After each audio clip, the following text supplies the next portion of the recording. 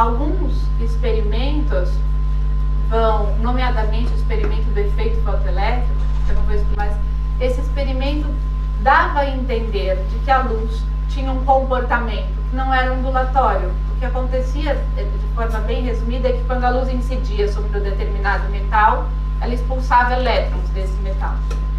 E então, o que Einstein percebeu é que a luz se comportava como uma partícula. Aí, muita confusão depois, chega-se ao resumo da história de que sim, a luz tem uma dualidade. Ela pode ser uma onda ou ela pode ser uma partícula. Passado algum tempo, um físico chamado Louis de Broglie, ele pensando que a natureza é simétrica, se a luz tem essa dualidade em si, será que a matéria também não teria? E ele então calcula como seria essa onda de matéria. Cada capítulo dessa história é muito interessante, né?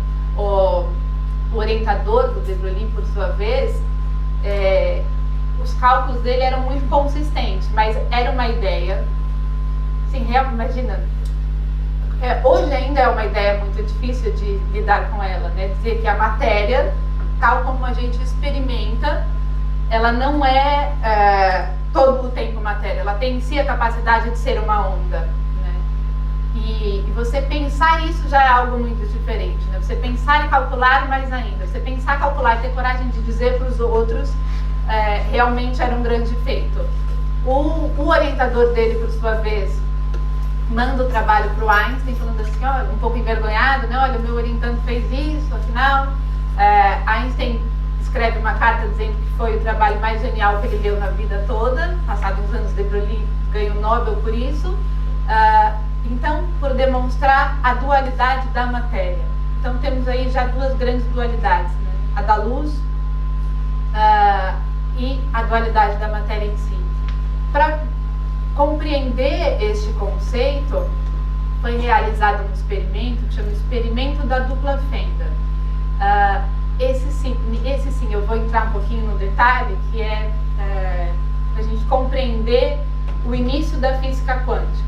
Isso está acontecendo mais ou menos na década de 20, e é um momento muito interessante, toda a década de 20, né, tanto na música, na literatura, na ciência, se descobrindo muitas coisas, é um momento muito especial. Até pouco tempo atrás, sempre que me perguntavam qual era a época que eu mais gostava, eu sempre dizia que eram os anos 20, mas eu mudei de ideia há uns anos atrás.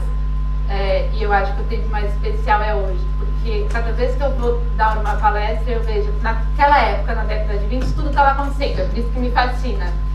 Mas estava acontecendo entre aquelas pessoas, né? E hoje isso está acontecendo no mundo todo. Mas aí, nesse momento, o experimento que se fez eram assim, existiam duas paredes, então uma primeira parede aqui, e outra parede atrás dela. O desenho ficou muito ruim, eu vou tentar fazer de novo. É em perspectiva que eu estou tentando fazer. Então tem uma aqui e a outra aqui atrás. Essa primeira, ela vai ter duas fendas. A gente vai colocar dois buracos. E o que a gente vai fazer? E aqui atrás, a gente vai tirar como se fosse uma foto. Então, o que a gente vai fazer? Inicialmente, se aqui, diante dessa primeira parede, eu atirasse bolinhas na direção desta parede, o que ia acontecer? As bolinhas que eu acertasse, elas iam passar por essas fendas, e aqui atrás, elas iam produzir um desenho que é assim, ou seja, duas linhas referente às duas fendas pelas quais elas passaram. Se nós fizermos esse mesmo experimento, mas em vez de eu passar bolinhas, eu passar ondas, por exemplo, pode ser ondas de água, o que vai acontecer, as ondas, elas têm um comportamento assim, né? Ondulatório. Quando duas ondas se encontram, e elas estão em fase, como a gente fala, ou seja, a parte de cima de uma onda a gente chama de crista da onda e aqui embaixo é o vale da onda. Quando duas cristas se encontram, acontece uma interferência construtiva, no sentido de que se constrói uma nova onda e aquilo continua. Quando dois vales se encontram, tem uma interferência destrutiva, no sentido de que aquilo se anula e não tem mais a propagação deste pedaço. Então, quando eu passo ondas por aqui, por exemplo, ondas de água, se eu fizesse isso num lago, colocasse essas paredes, eu jogasse uma pedra, ia formar aquela ondulação. Quando as ondas passassem por aqui, elas iam se dividir em duas frentes de ondas, que a gente fala. Quando a onda passasse pelos buracos, elas iam caminhar duas ondas. E ao passar pelas fendas, elas iam se encontrar do outro lado e se interferir. A foto que eu vou ter do lado de lá é, sempre que duas cristas chegam, formam uma imagem. A imagem que eu vou ter aqui, quando passam as ondas, é essa. Ou seja, um traço sim, um traço não. Sempre que eu tenho um traço, é ali onde chegaram. Então, este desenho é o que a gente chama de modelo corpuscular. Desculpa, é o que a gente chama de modelo de interferência, ou seja, um modelo ondulatório. Sempre que eu tiro uma foto, então, por assim dizer, de interferências de ondas, o que eu vejo é isso daqui. Depois vai ser o estudo dos espectros dos elementos. Bem, então, vamos fazer esse experimento agora com elétrons. O que se espera, o elétron, então, seria um pedaço bem pequenininho de matéria, uma bolinha bem pequena. Ao passar o elétron por essas fendas, o que se encontra é este modelo. Então, essa foi a comprovação da ideia do de Broglie, que os elétrons, eles têm em si a potencialidade de se comportar como uma onda. Então, a primeira ideia que isso nos traz é a realidade, assim como a experimentamos e a vemos, ela não é assim. Ela está assim circunstancialmente. Então, mas como assim? Para compreender, então, um pouco melhor essa questão, vamos olhar isso mais de perto. Os cientistas pensaram nesse momento. Vamos tentar compreender, como assim, por qual fenda exatamente o elétron passa, ele vira uma onda e se interage com ele mesmo. Vamos estudar melhor isso. Então, colocou-se um aparelho para medir isso aqui bem de perto, para ver por qual fenda o elétron estava passando, para compreender o seu comportamento. Ao fazer isso, o que aconteceu? A foto aqui atrás começou a ser esta. Ou seja, ao interferir com o elétron, ele mudou o seu comportamento e voltou a se comportar como uma partícula. O que a gente consegue compreender muitas coisas a partir desse experimento, mas essencialmente o que? A matéria, assim como a gente a conhece, ela potencialmente se comporta como uma onda e, ao ser observada, por assim dizer, mas ao termos uma interação com essa onda, ela se transforma em partículas de experiência que a gente de fato experimenta no nosso dia a dia, na nossa realidade. Então, é a partir deste ponto específico que nasce a perspectiva, a possibilidade, a partir da ciência. Estamos aqui percorrendo um caminho científico. Essa possibilidade ela já era pré-vista em muitas tradições muito antes, né? Mas a partir deste olhar, é nesse momento que nasce essa possibilidade de nos percebermos enquanto agentes que interferem dentro deste processo.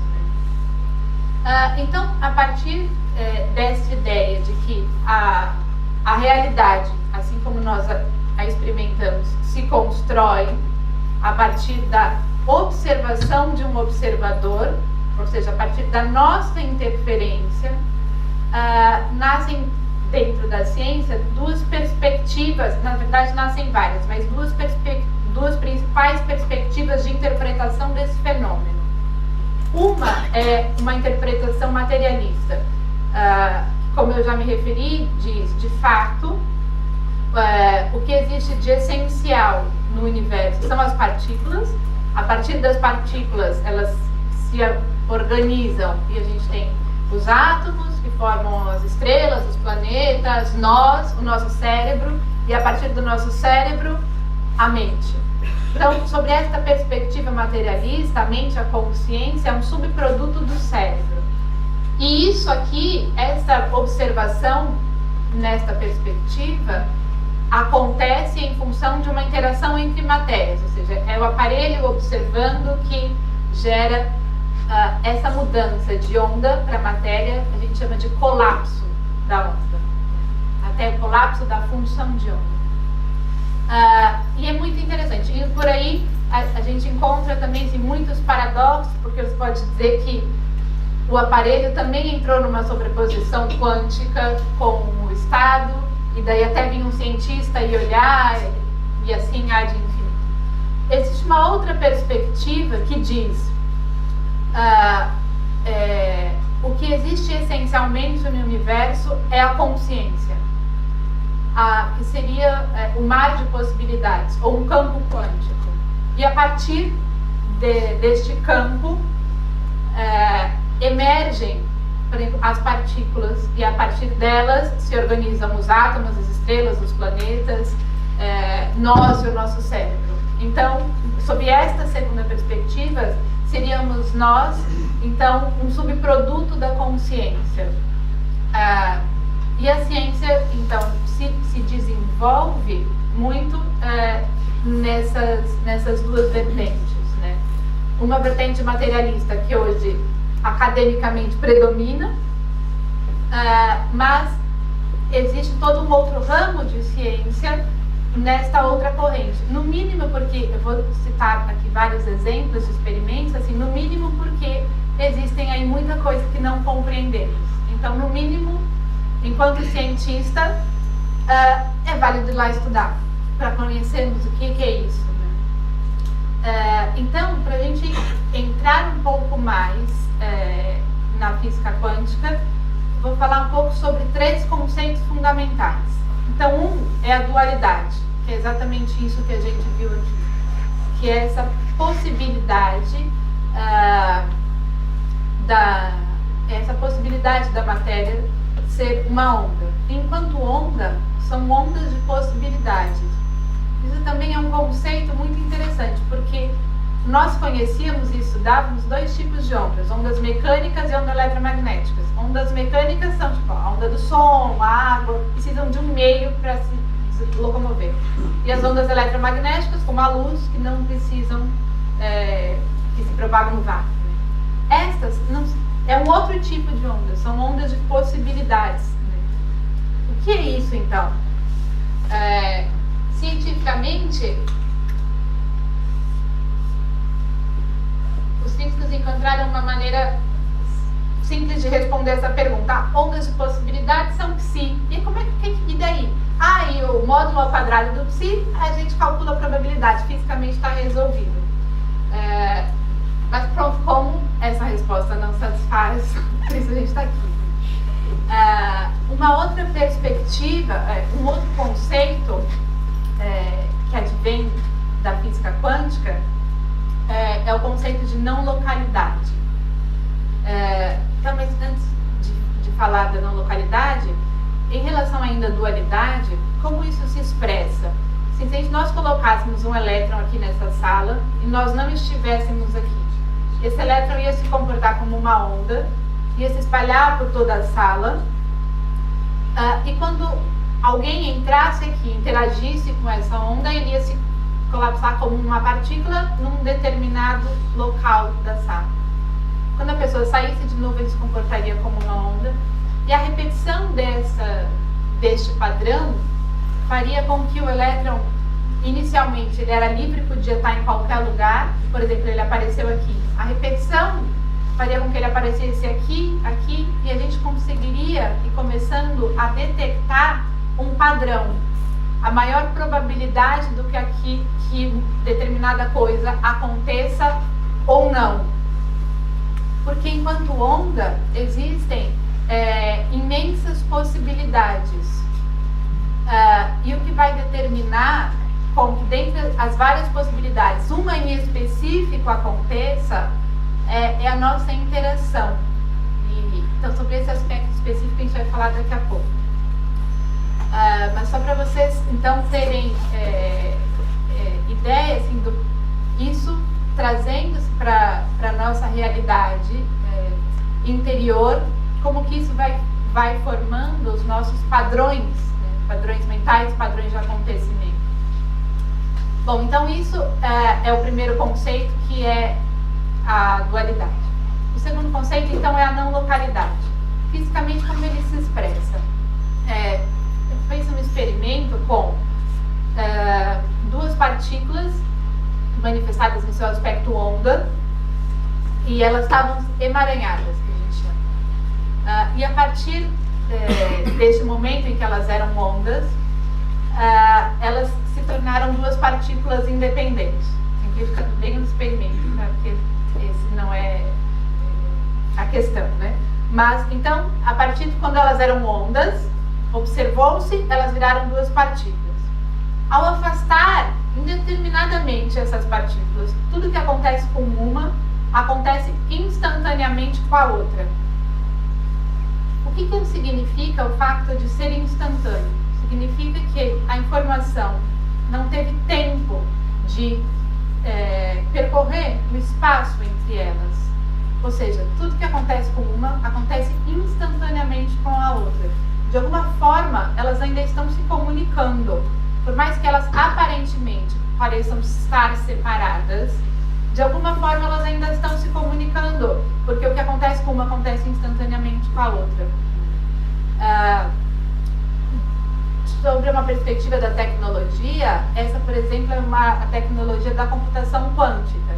Por que os bancos estão tão interessados na criptografia quântica? Porque se eu tenho uma informação que desaparece de um lugar e aparece no outro, ela não passou pelo meio do caminho, eu não tenho como interceptar. Como experimentos que fizeram já conosco, com seres humanos, de duas pessoas meditando juntas, e depois que elas sinalizam, elas têm a percepção de que entraram em coerência. Isso quer dizer o que? As suas ondas cerebrais entraram em fase. Elas são separadas e colocadas em gaiolas de Faraday. Gaiola de Faraday é um aparato, é uma gaiola mesmo. Aqui não deixa nenhuma onda eletromagnética entrar ou sair. O intuito disso é que a gente assegure que a comunicação entre elas não vai ser feita através de onda. Bom, e as duas, então, cada uma na sua gaiola, todo o estímulo que é dado para um dos participantes, o outro sente instantaneamente. Os dois estão sendo monitorados por eletroencefalograma. Então, ao dar determinado estímulo para um, as áreas do cérebro dele que se atende, no outro acontece instantaneamente.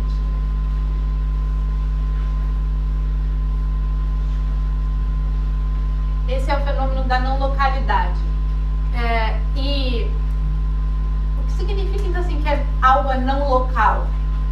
Então, se algo é local, significa que está num determinado local, num determinado momento do tempo, né?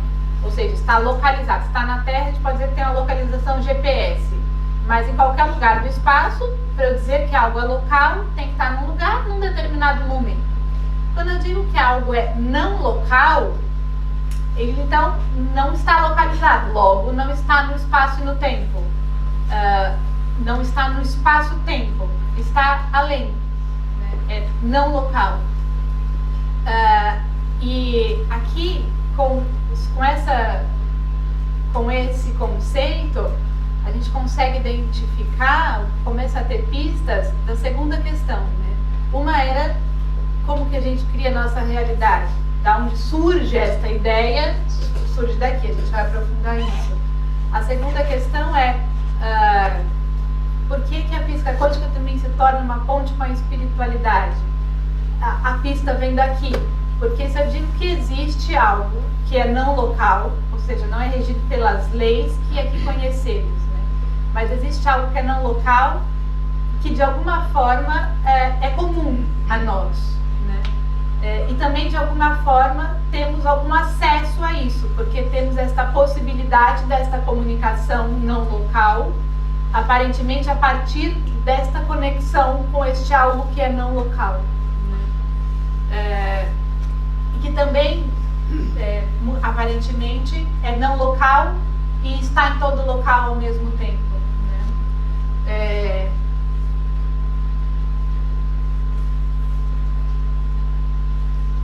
Então, esse é o conceito da não localidade. E o terceiro conceito, que é o do emaranhamento quântico, que vai dar origem ao princípio da hierarquia entrelaçada.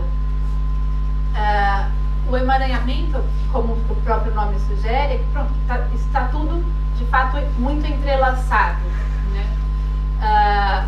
E que nós temos essa ilusão da experiência da separatividade, mas que isso é um aspecto da nossa experiência. Em essência, existe essa comunicação, né, entre todas as coisas. E o que também percebemos é que a nossa interação faz com que a realidade se transforme, né? Que o outro se transforme, mas ao mesmo tempo eu mesmo, porque é um processo dinâmico. Então esse é o conceito da hierarquia entrelaçada, que se a gente se aprofunda nesse conceito e traz isso para uma vivência diária, assim, para as relações entre em casa, com a família, numa relação na escola, entre professor e aluno, de que não existe só um polo agente numa relação, né? Mas os dois sempre em simultâneo, um criando o outro, né? E uma ideia transcendente a esse aspecto que eu gosto muito, sabe aquele quadro do Escher das duas mãos se desenhando? Nesse quadro, eu acho que ilustra muito essa ideia, né? De uma mão desenhando a outra, essa relação causal. Entretanto, o quadro também nos mostra o elemento transcendente. Uma mão cria a outra, entretanto, nós sabemos que quem criou as duas foi o Escher. No nosso caso é a mesma coisa. A gente se cria a nós e ao nosso ambiente de convivência, ao outro, mas a gente sabe que existe um elemento que é transcendente, que cria os dois. Então, esse conceito do emaranhamento traz esse elemento. Para lidar com este modelo de criação da realidade, onde a realidade existe enquanto potencial e ela é criada de fato com a nossa interferência, existe a necessidade, viu-se a necessidade de compreender o homem não só como um corpo físico, mas com alguns aspectos, com os seus diversos aspectos de consciência, né? E hoje esse modelo foi criado pelo idealismo monista quântico. Ele tem várias aplicações dentro da medicina, dentro de organizações. Eu trabalhei já com muitas aplicações deste modelo. Por exemplo, dentro de hospitais, essa perspectiva hoje no Brasil virou política pública. Então você tem alguns hospitais onde você pode optar ser tratado por esta via, assim. E é muito interessante, mas é uma outra palestra, é um outro tema. Pronto.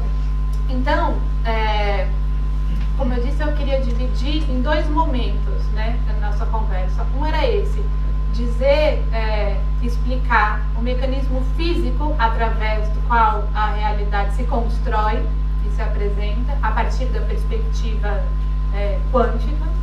E o outro, então, e qual é o nosso papel? Como a gente interfere com esse processo, né? Então, quando uma onda de possibilidade se manifesta na realidade que a gente experimenta, se a gente for